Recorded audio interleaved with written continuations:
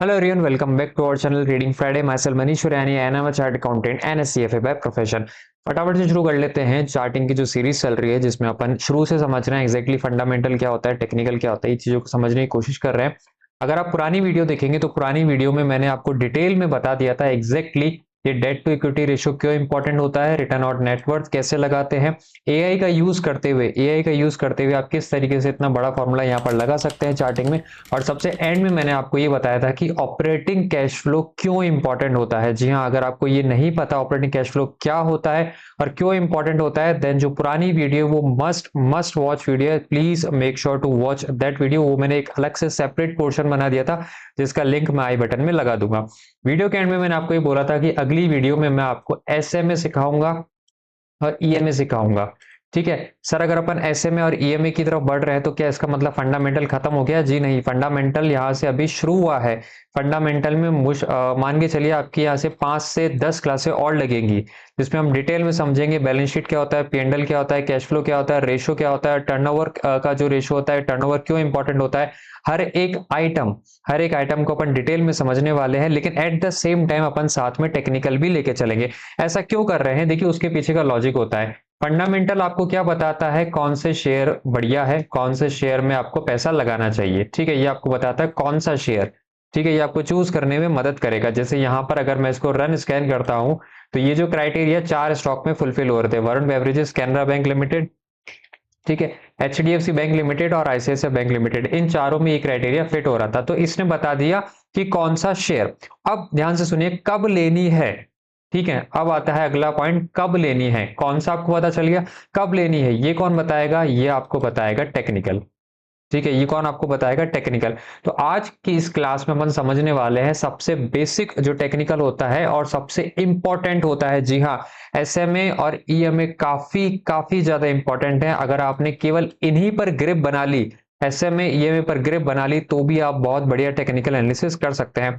चलिए वीडियो की शुरुआत करते हैं, लेकिन उससे पहले एक छोटी सी request, please hit the like and subscribe button.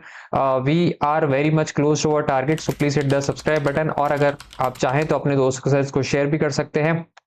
ठीक है, अब मैं आपको लेके चलता हूं। सबसे पहले अपन समझने की कोशिश करते हैं एसएमए और ईएमए। ठीक है, एसएमए का मतलब क्या होता है? Simple moving average. ठीक है, और ईएमए का मतलब क्या होता है? Exponential moving average. ठीक है, अब ये जो स्टार्टिंग के वर्ड है इनको भूल जाइए। आप यहां से देखिए ये क्या होते हैं, दोनों ही एवरेज होते हैं। ठीक है, क्या होते हैं? दोनों ही एवरेज होते हैं। अब एवरेज कैसे निकालते हैं, सबसे पहले वो समझते हैं। ये ध्यान रखिए, ये बहुत ज्यादा इंपॉर्टेंट है। अगर आपने ये वाला हिस्सा ग्रिप कर लिया तो आपको दोनों समझ में आ जाएंगे, दोनों में डिफरेंस समझ में आ जाएगा, दोनों में से कौन सा इंपॉर्टेंस है वो भी समझ में आ जाएगा। ठीक है, एवरेज कैसे निकालते हैं? सपोज कीजिए मेरे पास 4 डिजिट है, let me use this one. ठीक है, मेरे पास 4 डिजिट है, 10 plus 10 plus 5 plus 5। Total number of digit मेरे पास कितनी है? 4 डिजिट है। अब यहां से अगर मुझे एवरेज निकालना हो तो मैं कैसे निकाल सकता हूं? सबसे पहले मैं क्या कर सकता हूं, 10 प्लस 5 को चारों को जोड़ सकता हूं। 30 डिवाइड बाय, यहां पर मैं कितना कर सकता हूं, 4 डिजिट है। ठीक है, तो 30 डिवाइड बाय 4, लगभग मेरा एवरेज बैठेगा 7.5 के आसपास। ये पहला तरीका है एवरेज निकालने का, ध्यान रखिएगा। ये कौन सा पहला तरीका है एवरेज निकालने का? सर दूसरा क्या तरीका होता है एवरेज निकालने का? देखिए 4 डिजिट है, टोटल नंबर कितने हैं मेरे पास यहाँ पर? टोटल नंबर कितने हैं मेरे पास यहाँ पर? 4 है। अब मैं चाहता हूं इसको मैं वेट के थ्रू निकालूं। किसके थ्रू निकालूं? वेट के थ्रू निकालूं। तो उसके लिए मुझे क्या देना पड़ेगा? इन सबको वेट देना होगा। इन सबको क्या देना होगा? वेट देना होगा। ध्यान रखिएगा, वेट का टोटल 1 होना चाहिए, ना 1 से कम ना 1 से ज्यादा। वेट का टोटल कितना होना चाहिए? 1 होना चाहिए। अब यहां पर मेरे पास 4 नंबर हैं, तो मैं सबको कितना कितना वेट दे दूं कि टोटल कितना हो जाए? 1। तो मैं सबको दे दूंगा 0.25 0.25 0.25 0.25। ठीक है, मैंने यहां पर वेट दे दिए है। ठीक है, तो अब आपको एवरेज कैसे निकालोगे? आप क्या करोगे, 10 इंटू 0.25, यहां पर मैं प्लस कर दूंगा। देन आपका आ जाएगा 10 इंटू 0.25, देन यहां पर वापस मैं प्लस कर दूंगा, आपका आ जाएगा फिर 5 इंटू 0.25, एंड लास्ट में आपका वापस से आ जाएगा 5 इंटू 0.25। ठीक है, अगर आप इसका रिजल्ट निकालने की कोशिश करेंगे तो रिजल्ट आपका वापस से 7.5 आएगा। ठीक है, ये बहुत सिंपल था, मैं वापस से रिपीट कर देता हूं। आप चाहें, अगर आपको समझ में आ गया तो आप इस पार्ट को स्किप कर सकते हैं, बट एक बार मैं वापस से रिपीट कर देता हूं। एवरेज निकालने के दो तरीके होते हैं। पहला तरीका होता है आप नंबर को टोटल कर दीजिए, 5, 7, 10, 15, 20, जितने भी आपको बोला जाए उसका आप टोटल कर दीजिए। टोटल करने के बाद उसमें डिवाइड कर दीजिए, एवरेज आ जाएगा। दूसरा तरीका होता है वेट का। इसका तरीका होता है वेट का। सबको वेट दे देना 0.25, 0.25, 0.5, उससे पूछना है कितना वेट देना है। अगर वो बोले इक्वली दे दो तो इक्वली दे देना। अगर वो बोलता है कि नहीं, मैं लास्ट वाले को 0.4 देना चाहता हूं, लास्ट वाले को 0.4 देना चाहता हूं, और यहां पर मैं फर्स्ट वाले को मान के चलिए 10 देना चाहता हूं, 0.10 देना चाहता हूं, वो ऐसा भी आपको बोल सकता है। तो आपको पूछना है कौन सा वेट देना है और उसके अकॉर्डिंग यहाँ पर एवरेज निकालना है। तो इस तरीके से एवरेज निकल जाता है। ठीक है, अब अपने केस में एवरेज कितना निकला? 7.5। अपने केस में एवरेज कितना निकला? 7.5।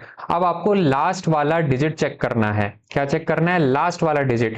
लास्ट वाला डिजिट कितना है? यहाँ पर 5 है।